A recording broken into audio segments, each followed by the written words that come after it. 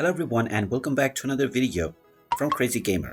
In this video, I'm going to show you how to sign up and create a new account on EA.com. So let's get started right away. First of all, open up your web browser and then in the address bar type in EA.com and press enter. You will now be taken into the official Electronic Arts website. Now to sign up and create a new account, click on the account icon at the top right corner and then click on create account. You will then be taken into the sign up page. Now you can connect with your Google, Facebook or other social accounts, or you can also proceed with registering by choosing your country and date of birth. Then click on the next button and then enter your preferred email address. Then just enter the EA ID that you want to use for your account. And finally enter your account password. Then click on the next button and you will be asked to set your profile visibility.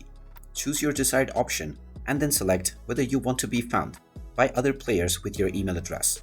Also check on the box which says that you have agreed the user agreement and the privacy policy. Then click on create account and you will be asked to enter the verification code that has been sent to your inbox. So just log into the email address that you used for sign up and you will find your security code. Just enter this code within the verification box and click on the next button and you can click on finish to finish signing up. And now you will be taken into your account right away. And there you have it. That is how easy it is to sign up and create a new account on EA.com.